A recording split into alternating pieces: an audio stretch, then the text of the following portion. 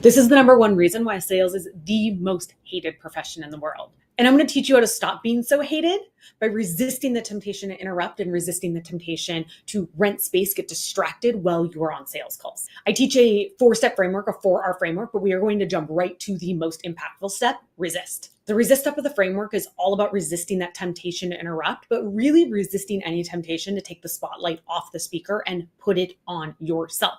So when people think about active listening, they often just think of it as the absence of talking. But I think that active listening is much more than just not talking, not interrupting. There's a few ways that I see this manifest on sales calls.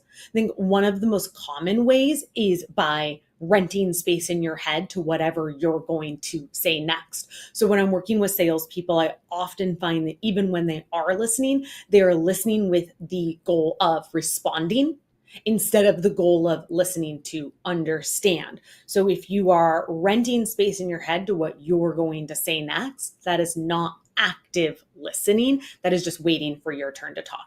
The second way I'm going to ask you to resist is to resist the temptation to assume that you know what your prospect is trying to communicate. And I get why this one is so prevalent, especially on sales conversations, because we hear our prospects share the same problems and the same opportunities and the same pain points over and over again. So when we hear something that we have heard 100 times before, we assume that we know what the answer is or what they're trying to communicate or what that specifically means for them in their job at this particular company. And that's a bad assumption to leap to. And what makes it worse, what makes it even more anti-active listening, is that when you skip over the process of active listening to understand and you miss those opportunities to dig deeper in the conversation.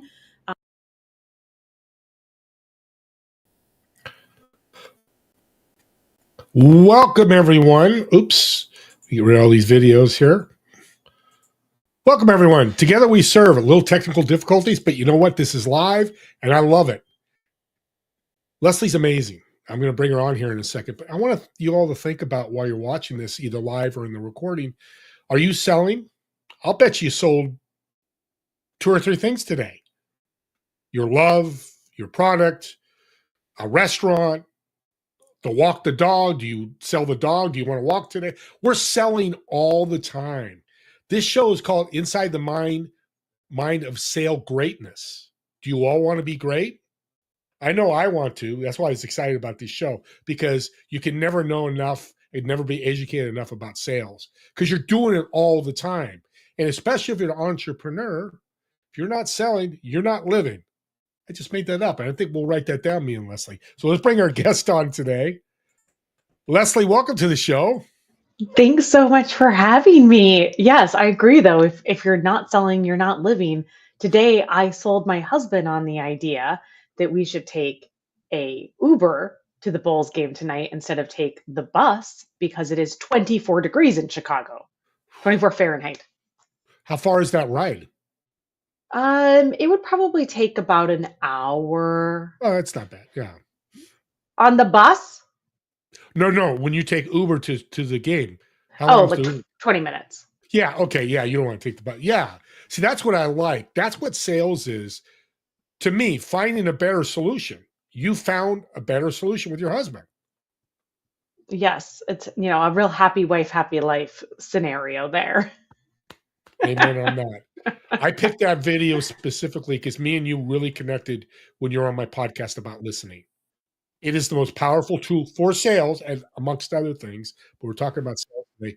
Dive into active listening even a little bit more. Yeah.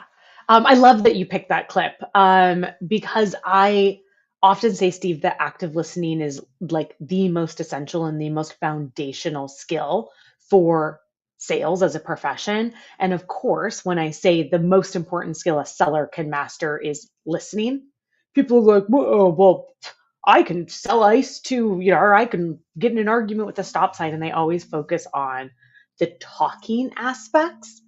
But I say this a little bit in the clip, like I think what gets missed is that if we are talking at people instead of with people, we're not selling anything because they are not like they don't care. We're not convincing them of anything. And I say in the clip, if you are listening only with the intent of responding, like you're just waiting for your turn to talk, that's not active listening. Like that's just waiting for your turn to talk at somebody instead of really talking with them. I love that. And I love the point how you make it so simple. Because we all make sales hard because that big, especially me, that big old head on your shoulders affects the sales. So you're telling me, well, I'm going to mirror this back. If I do active listening, even if I do 10, 15%, my sales probabilities go up. How high do you think they go up? Yeah. Oh, I think that's such a good way to put it. Um, I would say like kind of exponentially because if you think about it, Steve, like when we lose deals in a strictly sales capacity, not like the thing Yeah. we're trying to sell our boss or the thing we're trying to sell our partner, but in like a professional sales capacity, when we lose deals, we often think that we've lost them to somebody else, to a competitor. But what the data tells us is that most deals are lost to no decision. People have just decided to stay with the status quo. So if you think that we are losing 52 to 68% of closed lost deals to the decision to do nothing, if we would have listened better so that we could have asked smarter, deeper questions, so that we could have built that path to a mutually beneficial outcome, which is the person getting access to our product or service because we are certain that we know it will help them achieve those outcomes. I mean, I think we could get 50% of those deals, that 50% that we're losing. I think we could get them in closed one. Yeah, and I agree with you. 2025 has been a year of numbers I've never talked about before. Deals, $100 million deals, $1 billion deals. That I'm 64. I never thought I would talk about, but because I listened, and we'll jump into the relationship side of this. It's changed my life. So and that clip was picked randomly. I kind of looked and said, "Oh, that looks like a good one." The man upstairs is like perfect because I think that's the foundation. If you do active listening, you're going to make some money. How much? Again, there's other components we might get into. But let's talk about the relationship side because that's the next step with active listening.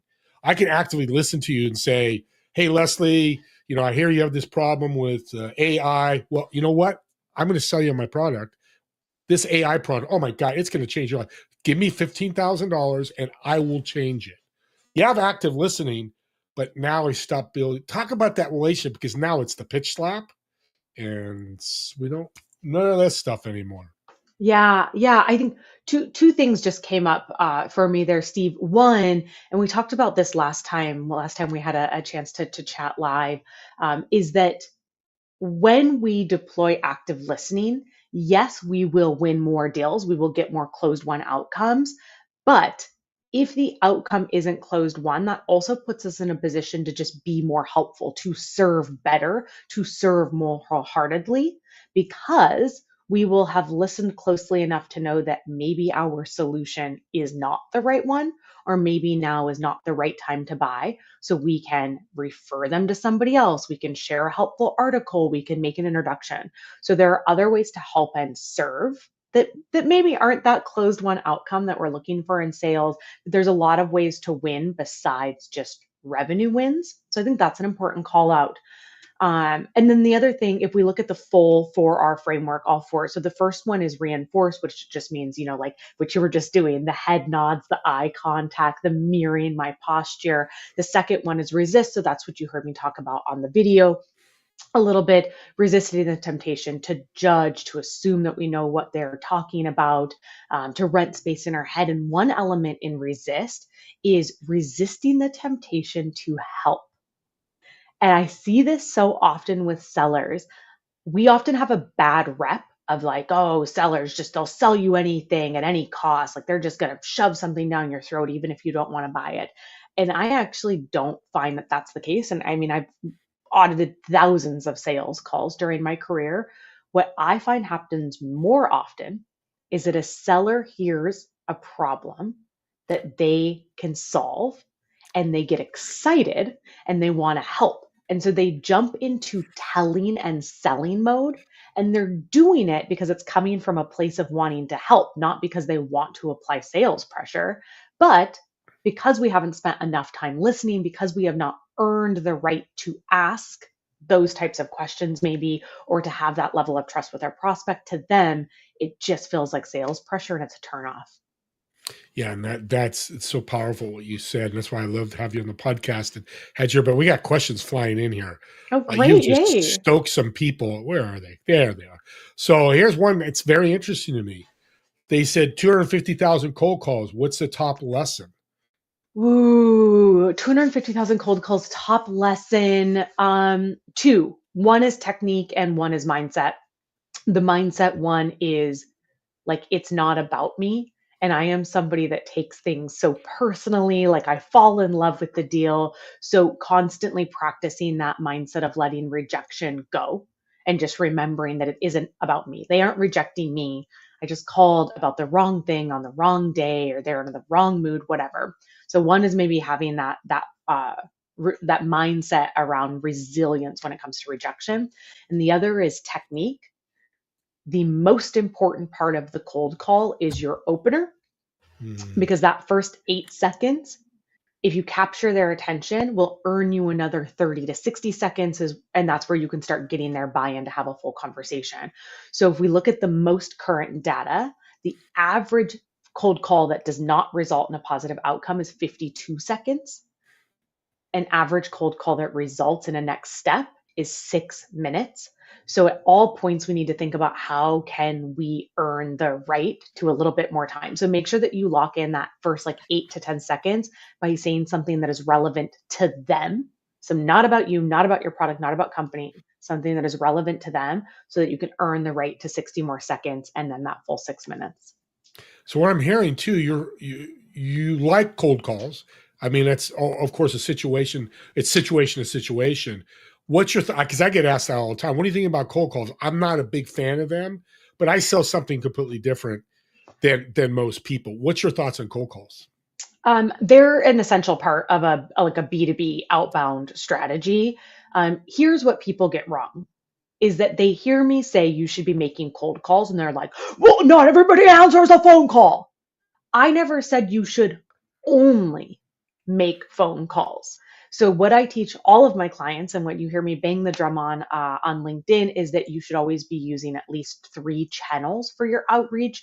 So maybe that is a handwritten note. Maybe it's going to events or hosting events. Maybe it's having a podcast or doing live shows and bringing people on as guests. For most of us, it is social media, like a LinkedIn, email, and phone calls, but always 3 channels. And the reason that I'm so adamant about that is because it's giving your prospect an opportunity to engage with you on their channel of choice. So it's not about whether or not I like cold calls. It's understanding that there are still plenty of people out there that want to engage with folks over the phone, that prefer a phone call and prefer to have that type of like commercial conversation over the phone versus email or social media. So you're giving them the option. So it's about giving that channel of choice availability to your prospects. So simple. I know it's hard because again, the head gets in the way and the mindset and all that.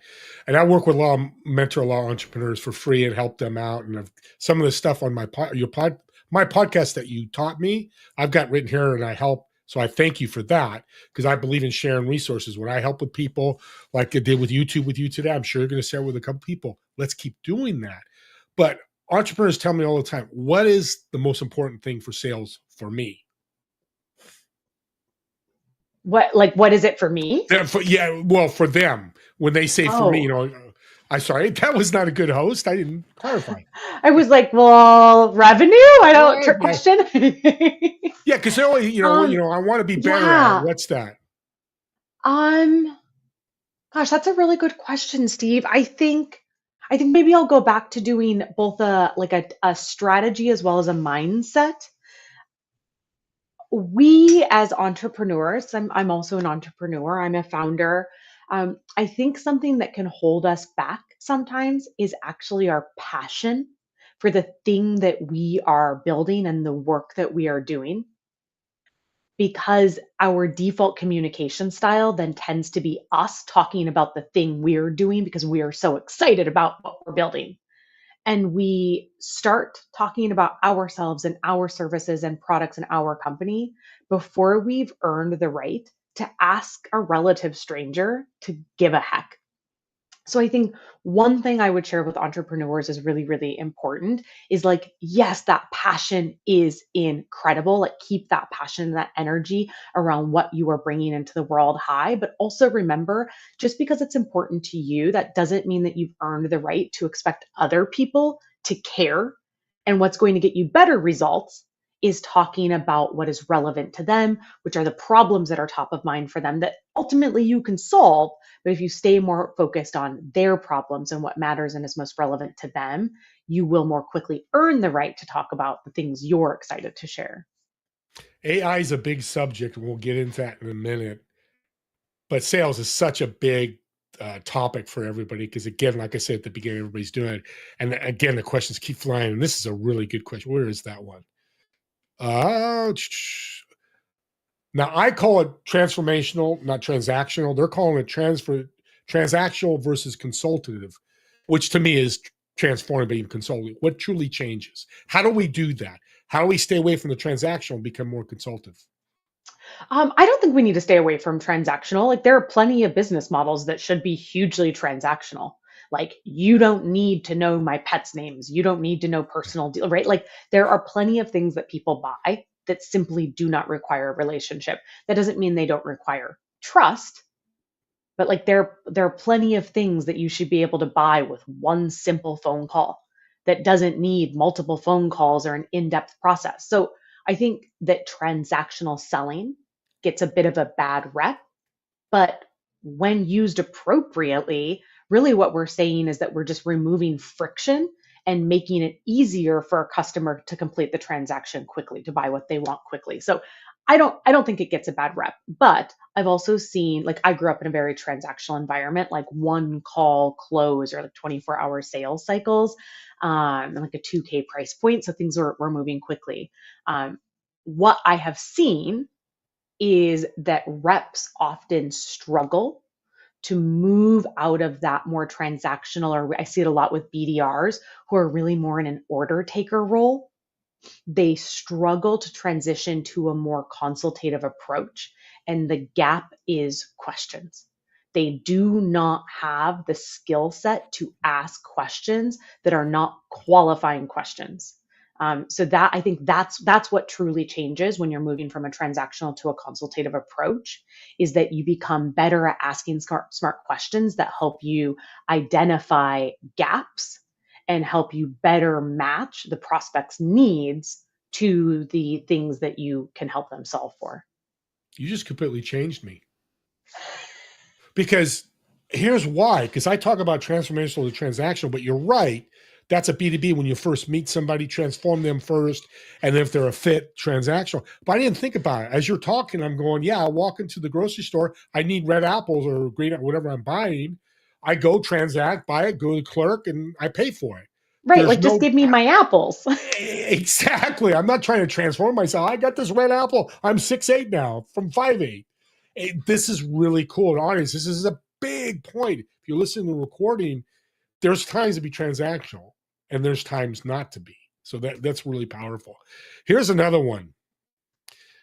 I kind of know this. Cadence design, your simple rule on cadence. Simple rule. Yeah. So as I said, always make sure that you have at least 3 channels in there so that you are optimizing for channel of choice mentality to give your prospects the greatest opportunity to engage with you on their preferred channel. I still stick by the rule of at least 8 touches across the length of my cadence. And then I would maybe say the final rule is that the more senior somebody is, the longer I stretch out my steps. The more junior somebody is, the closer I stack them together. So they just sent a message what they were talking about, and I was thinking the same thing when they wrote it. Cadence during the conversation of sales.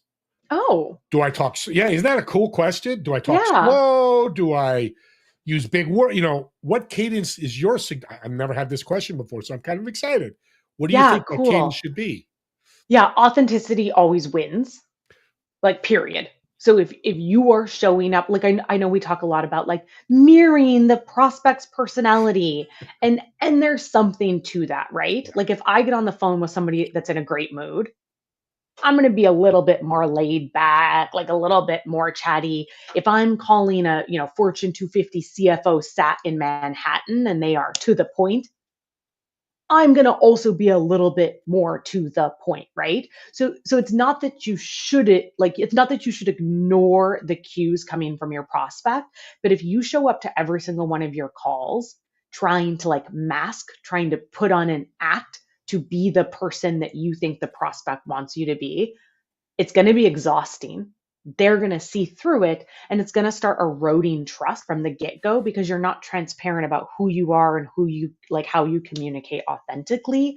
So I think the right cadence is a little bit of mirroring to make sure that you're not just, rambling when there's somebody that wants to get to the point, or the opposite. If there's somebody that needs a little bit of chit chat at the beginning of a phone call to feel comfortable, like read the room, but at the end of the day, you need to communicate authentically. And so you have a cadence that is authentic to you. Stick with that. That's going to get you the most wins because you're going to be most confident. You're a rock star. Absolute rock star. I just show up to these calls to get compliments. Yes, exactly. That's why she didn't like me. She's like what I said. I'm really kidding, audience, because you're talking. What I'm hearing from you, the mirror we'll use, is the flow of the person you're talking to, or groups of people. Because I do a lot of pitches. I help companies get investments, and there's times these guys go. The guy asks a question like, "How much are you looking for?" Well, I'm looking for 20 million. If it's 20 million, like just 20 million, and shut up. And let the investor look and ask more questions. Over talking, I don't know if that's the right word.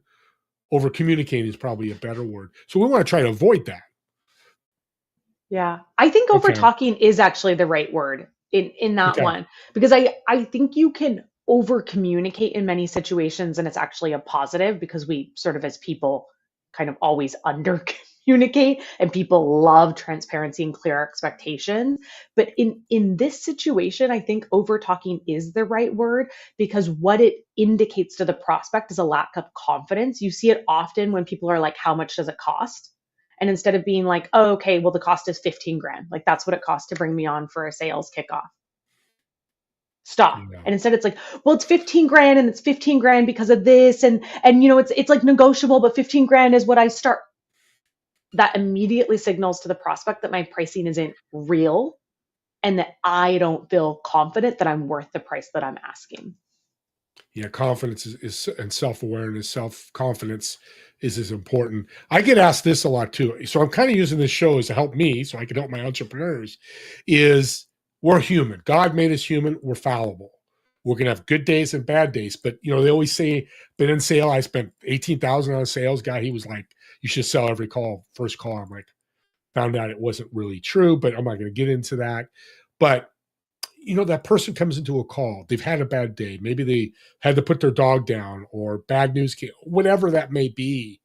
Do you have any tips for somebody when they jump into a sales call or a potential sales call, how to handle that emotion? Yeah, it's so interesting. I volunteer for an organization called Televerde Foundation, and they help incarcerated women build a career path so that when they are no longer incarcerated, they have some of the skills and the acumen to be able to go out and get jobs and be successful in their post incarceration life. And I was on a session with them this week, and one of them asked me that question because they were on a call and somebody really snapped at them, and they're pretty new to sales, and they were very vulnerable in admitting that it kind of shook them. Like it really threw them off their game to have somebody snap at them. And the thing that they said was that their dog died that morning, which is what made me think of it. I was like, ugh. And so here's the advice that I gave her that I would give everybody. At that point, you're not in a sales conversation. Full stop. You're not. You need to immediately pivot it to kindness and to empathy, real, genuine empathy, not like saying the thing you're supposed to say, but really like take a moment and realize how terrible that would feel if you were in that person's shoes and respond with true empathy. And then let them off the hook. Steve, you have a lot on your plate. Like, this does not seem like the appropriate time for a cold call or for a discover, whatever it is. Is it okay if we try again on Friday, or can we reschedule to next week? And here's what happens. About half the time, they say, thank you so much for your understanding. And they leave the call with an extremely positive impression of you, like you've left them with a really good feeling. Or they say, no, no, no, no, no. Thank you so much for offering, but like, I'm here. I got to do work. Let's do the call anyway. And now you have gone into this call with so much trust and rapport built that it would have taken multiple calls to build it. And now, just by being a kind, genuine, empathetic person, you were able to build it in a matter of minutes. But just remember, when somebody shares something like that, like, you're no longer in a sales call until you get their permission to shift back to a sales conversation. Together we serve. You just served together as 2 people or 10 people together, and you just served them. You just taught us how to serve them. And I teach this all the time too, because we get no's. I mean, how many times have you said no to somebody? I've said, no, it's not fit for me. I don't have the money, whatever that answer is. That's uncomfortable. I'm very confident. I know you're extremely confident. It's still hard to say no to people if you have any kind of emotion. What I teach is this servant heart mentality is, hey, Leslie, I understand. Okay, it's not fit for you right now. I'll follow up with you. But, during our conversation, I heard something about you need more to meet more people. Well, here's a resource for you. Go over here and do this, this, and this, and it'll help you get more leads for your business. And don't say to come back and buy my product. That's pitching. But just give them more service. I've done that. I've had coaches do that. And they're like, oh my God. The person came back 3 months later and said, I want to work with you now. Because just like what you just said, you left with gratitude.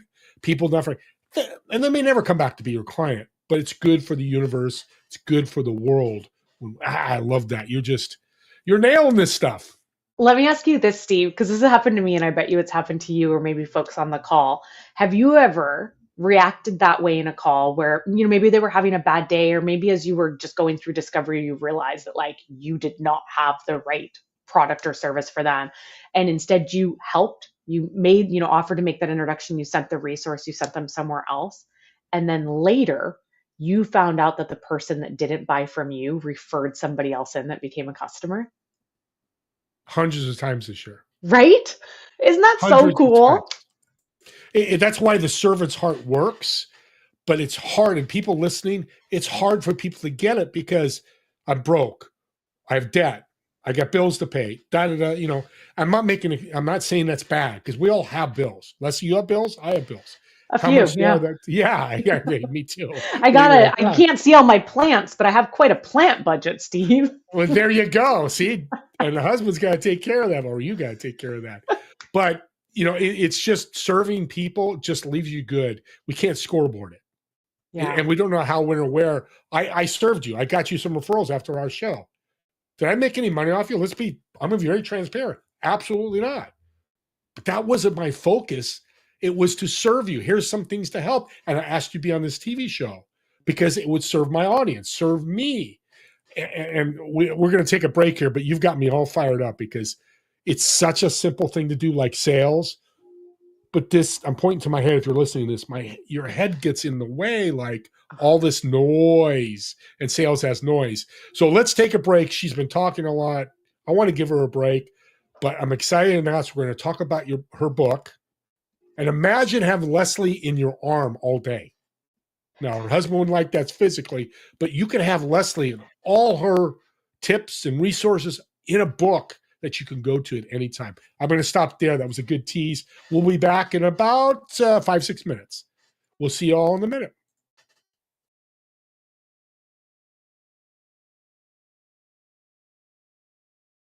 To bulldoze them, to tackle them. So I have a very simple mindset pivot and then a 3-step framework to make sure that you never get ghosted again.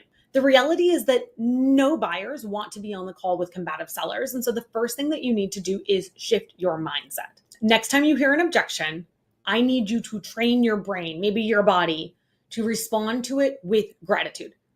Now, hear me out. The alternative to hearing an objection is always worse, because if you're not hearing the objection, it means they are hanging up on you. It means they are lying to you. It means they are saying nothing, right? Like it is a tacit ignore of the concern, the question, the objection that they had, which means you're going to get ghosted later and you're never going to know why. That means that when you do hear an objection, it's a net positive.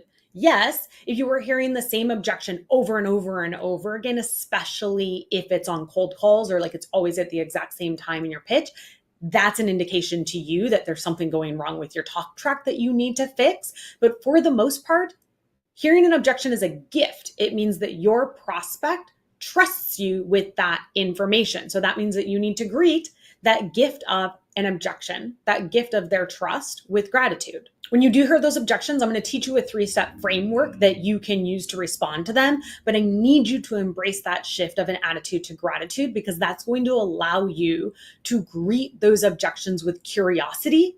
And curiosity is the first step in the 3-step approach to responding to objections. I teach the 3C objection approach, which is curiosity, conversation, conclusion, because it is a way to approach responding to objections that doesn't require you to read a script like you are a robot. The first step, curiosity, it means that you need to greet that objection with genuine curiosity. If the only thing that you are aiming to do with the objection is still to bulldoze it, you've not fully embraced the idea of responding to objections with gratitude. So like you really do need to care about your prospects and about the problems they're solving and how your product or solution can help them reach those outcomes that they want. So first, you need to be genuinely curious about your prospects, about their needs, their challenges, their opportunities.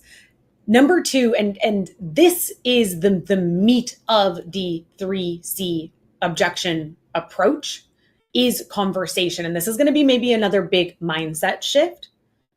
What I find is that because the old ways of objection handling are so combative, that we as salespeople think there's only one positive outcome to handling an objection, that there's only one thing that can happen after we hear an objection that means that we've done a good job, and that means that we have tackled it, we have overcome it, we have solved for it. And I'm going to push back on that. Obviously, a best case scenario is that we were able to have a conversation and reach a win-win outcome with our prospect that allows us to move the sales conversation forward. But you and I both know, anybody that's been in sales for more than a few months knows that that is not always how sales calls go after you hear an objection. So you're going to greet the objection with curiosity, and you are going to use a new benchmark of continuing the conversation. So you're going to turn that curiosity into an opportunity to ask one more question. Your new metric of success when you hear objections is that if you can ask one more question that continues the conversation, chalk it up to a win.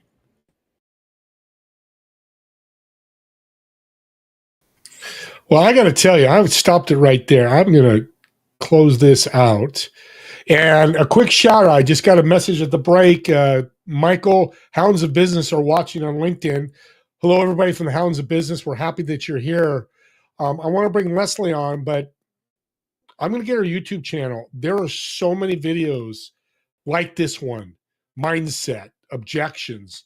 You can watch for free and learn how to handle these. And we're going to get her contact info at the end of this as well. But let's bring her back on. Leslie, how was the break? It was great. And it's so funny because right before the break, I was like, oh, I should share my 3C objection framework when we come back. It's like the perfect extension of this conversation. And then that's what you shared. Well, you're a sister from another mother. Yeah. You are a sister from another. So let's jump into it, because I was listening. I went and got some water. I was listening in the background. I'm like, this is brilliant stuff and huge for the audience. So talk about that. Yeah. So I think the 2 pieces that end up really jumping out at people when I go through the 3C objection handling framework, one is that we should approach objections with an attitude of gratitude, because people are like, absolutely not. Like, I don't want to feel gratitude when I hear a sales objection. Like, I don't want to hear sales objections at all. The reality is that if you're doing sales professionally, you're going to hear objections. And so you should be prepared for that mentally. And I think that if you can adjust your mindset to realize that the alternative of hearing an objection is always worse, right? That means it's silence or a hang up or somebody tells you a tacit lie or maybe an outright lie. So if we are hearing objections, it indicates that we have created that trust, that psychological safety that makes our prospect feel safe being honest with us. I think that's an enormous win. So that's one thing that people mention a lot when they go through this framework with me that really sticks out at them. And the second thing, Steve, is what we were talking about. So it's the 3C framework is curiosity, conversation, and then conclusion, right? Starting with curiosity, like I said, conclusion or conversation is that litmus test that, like, once you get an objection, just try to ask one more question. Don't sell, don't tell, just ask one question. And then conclusion, exactly what we were saying, that yes, an ideal outcome is that you get that next step in the sales conversation, but there are so many ways to win that don't involve getting that next sales step. Many of those involve helping your prospect in the myriad of ways that Steve and I have given you during this call. But also remember that that becomes an opportunity for you to learn. Because if you are hearing the same objection over and over again, maybe you need to better prepare for it, or maybe you need to adjust your pitch to sort of answer in advance. If you're getting cut off at the same exact time over and over again, that's an indication that you have something to learn and you have an opportunity to grow and improve. I'm not a speechless guy. I'm speechless. I try to figure out. I mean, it couldn't say it any better. Again, shout out to Hounds of Business and Michael, your group. This is awesome. I'm glad you've reached out. Audience, here's the YouTube channel I just added. If you want to connect with her, she's got a number of little videos that you can watch. You know, watch them walking your dog or a podcast. These are gifts. And you know what? Do me a favor. It's Together We Serve. What does that mean? Take these videos and share them with other people that are struggling with sales and put Leslie in front of them. We've got a question here, because guess what the elephant in the room is? What's the elephant in the room with sales? What's the elephant in the room with sales? I don't know. Is it a trick question? AI and prospecting. Oh God. AI, it's the buzzword. I mean, 2 years ago, AI was, artificial intelligence. Now it's just AI, which is what happens. How does AI fit into all your education? Yeah.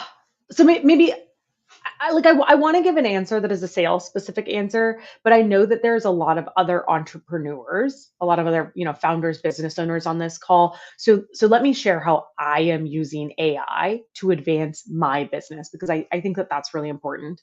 I'm a solopreneur. I'm a solopreneur by choice, and I'm supported by quite a few 1099 partners, freelancers, gig workers. And the sort of rundown that I go through with tasks is it essential for me to do?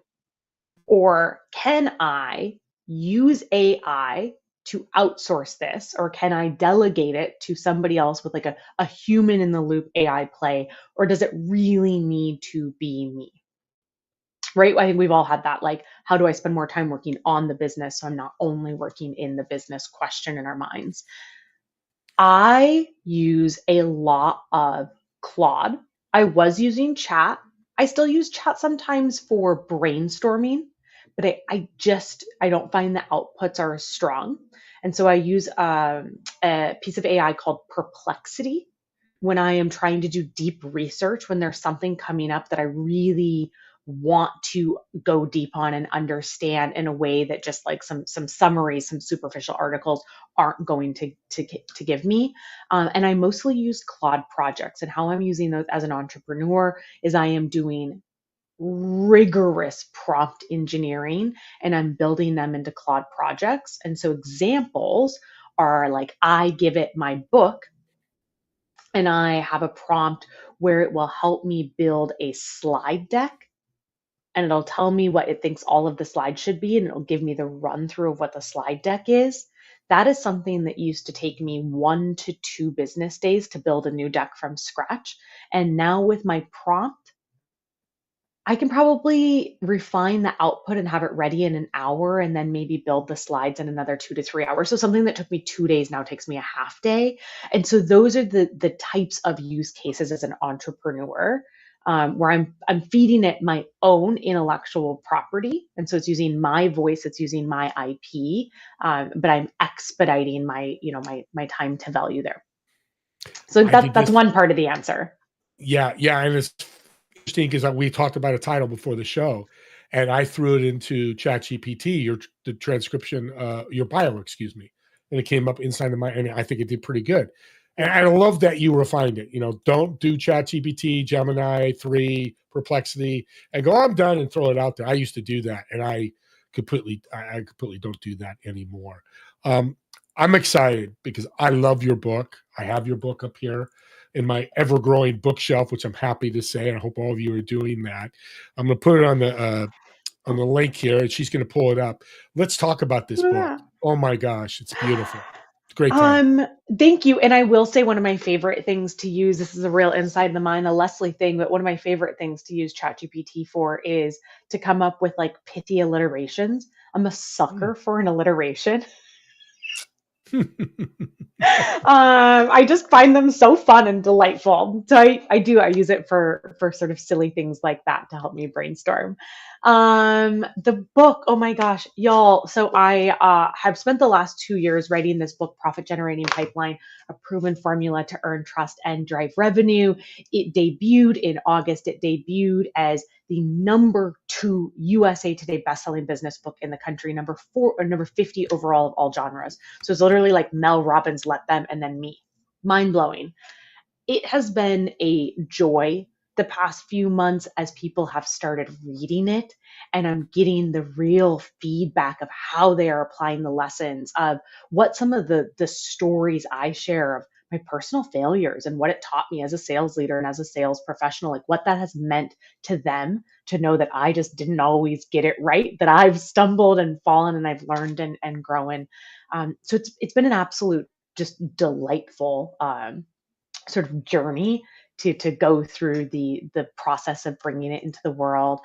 For folks that might want to think about getting a copy themselves, part one is really about how to build trust with our teams, with our colleagues, with our customers. And then part two is the actual 9-step proven formula for building a profit generating pipeline that I teach with my customers. So it's usually something that I spend a whole year teaching them to do, that they have to pay me tens of thousands of dollars to get access to. And now I've put all that knowledge in the book. You get all of the framework, sample scripts, templates, everything, so that you can feel empowered and able to try to bring that to life in your own business. It's a beautiful thing. And audience, like I said, she saw the book. There's the chat. I mean, the link to the book. And if you're interested, look her up, look her name up in book. That's how I found it before when people were asking me. I got a personal question. It's going to be a very transparent question. Females in sales, especially sales leadership, is far and in between. You know that. I know that. It's a small percentage. For the women out there that are leaders, especially sales leaders, what's a tip you give them? Oh, I think find community is a really good one. Like even like LinkedIn didn't really, I mean, it existed when I was a new professional. I'm not that old, but it didn't exist in the way it does now, where it's a true community platform. So I'm part of like women sales experts, women in revenue, women in sales, and having that community of folks where you don't have to first try to explain what it's like to be a woman in sales. You can just kind of jump ahead to get into the meaty work. That's really refreshing. The data right now is that about 35% of sales leaders are women, like, team lead and up. But what's really concerning, Steve, is that only about 9% are C-suite, our chief revenue officers, our chief commercial officers leading the strategy. So it is a bit of a gap in the, like, you need to see it to really think that you can be it. So that is one of the reasons that I think communities are so valuable. And beyond that, I would just say, like, remember that the skills that data unequivocally shows us are most essential to long-term success in sales are skills that women have been more socialized to practice more often. So things like curiosity and empathy and question asking. So in a lot of ways, like the society that we live in has set us up to be extremely successful in sales. So like take that confidence and that knowledge out into the field. 5 to 10 years, women are going to take over business. Sorry, dudes. You guys listening out there. That's why I'm I think aligning there's with enough you. space for both of us though, Thank Steve. you. Like I Thank you. really, That's true. and I know you believe this too, and I know you're just being funny, but like I so deeply believe in an abundance mentality that there is like enough space for all of us. And something that I said often is like a catalyst to get me to start writing the book is that I had this light bulb moment where I realized that like every sales book that I had read, and really like every sales framework I was using and every sales methodology I'd educated myself on was written by a white man for other white men as the persona to sell to white men. And it was this like crazy, crazy light bulb moment. And it was an amazing catalyst for me to want to go out and to write this book and to have the belief that my voice was important and that I should put it into the world. But that doesn't mean that I don't think those books were awesome or that I'm not going to still be inspired by and have my strategies informed by all of these amazing people that came before me. So I think that there's space for all of us. Hopefully, it'll even out more. That's the goal. That's a But great goal. And I appreciate you saying that. And I was half kidding, but I just think because men can be so emotional, women are emotional, but when it comes to business, they just seem to, I'm up and down. And I talk to somebody like you, and I just you settle me down, which I love. And it's great. And it's interesting you say that about the books about men, kind of how what they don't know. But we can learn from that. Like I follow Pablo Escobar and Hitler. People are like, what? I said, there's some lessons there. Very successful guy in the wrong freaking way. But there's lessons of how he built his organization, Pablo Escobar, how he ran his organization. Hitler, he only talked to his 20 generals. That's it. And they sent the message out instead of him trying to handle the whole organization. That's stuff we can learn in business that we can grow with. Just don't do the bad things they did. I was going to put them yeah, out but there. if you think about some of the most famous business books, or just yeah, like business books in general, sales books maybe more specifically, a lot of what is being taught can be used for good or evil. So it is Interesting. really up to us, the consumer of the knowledge, to decide who we want to be and what type of behavior we want to put into the world and into the interactions with our prospects. It's beautiful because you're right. Hitler and Pablo Escobar, people are like coming on listening, going, what are you talking about that? But they could have done good stuff. They decided in their mind to do the bad stuff for whatever their reason. And I want to get into that. And I love that you said that. We have the choice. Like the internet could be very good. AI can be very good. Or we got the black web, the dark web, and bad things with AI. So it's so powerful. Another personal question, because now I think you're my sister and I can ask these. I don't know if you are or not, but would you write another book? Because I know it's a journey. It's a Yeah. long journey. Yes. The short Really? answer is yes, 100%. Yes. I will either do a book that's more of like a middle of the funnel book. So when we talk about prospecting in SaaS language, we call that top of the funnel or tofu, LOL. And so I'm thinking more like middle of the funnel, very focused on how to prepare for and host a great sales conversation that prospects come away with feeling really listened to, feeling supported, feeling like they're excited to take that mutually beneficial next step. So either that topic or time management for white collar professionals through the lens of like this dopamine seeking behavior that we have because we are so distracted all the time by Slack and by email and by social media and by this false sense of urgency that's so endemic to corporate America. So it's one of those two topics. I've kind of started doing outlines for both to see where I want to go. Hopefully, I'll be able to sell that book So this book I hybrid published. And in order to hybrid publish, it means you pay a publisher to pretty much be a project manager for you. It is a money pit.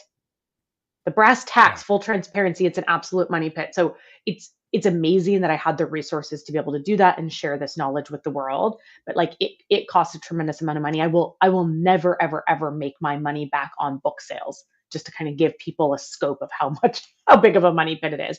So hopefully the next book I'll be able to sell, so that enables me to write it more quickly and to share more knowledge with the world. But yeah, you're right. It's a journey. It's a mental journey, but also an emotional journey to put your knowledge down on paper and then share it with the world. It's powerful, and congratulations. And congratulations on the book coming. And you're absolutely right. There's things we have, what you don't know, now you know, and you can go a different direction. We're coming to the end here. Time flew by. I can't believe it. It's already been 52 minutes, but you were on my podcast, the little dinner improv I do. We're going to do something different, but similar type of improv. So I just went out and I've got Elon Musk's jet. He said, Steve, you can rent it and do whatever you want with it. So I want Leslie to tell me, there's 4 seats in it. I'll be the co-pilot. So I'll be in the co-pilot seat. We'll get a pilot. Who are the 3 people you're going to invite, dead or alive? If you want to bring your husband, we'll have a 5th seat for him. But 3 people that have influenced you in your life. But the bigger question is, on top of that, is where would you fly to? What would be the destination? Ooh, okay. Well, to be fair, if it was Elon's jet, I would probably light it on fire. But if it was somebody else's jet who I don't deeply despise. Okay, we'll use Buffett's jet. Buffett. There we go. Yes. Okay. Yes. I can get on board with that. Him. Come on, Warren. Like you're a genius. That would be a perfect, right? Like he's incredible. Yeah. That's a great person as a first seat. We would probably fly to Tokyo because it's just one of the most spectacular places I've ever been in my entire life.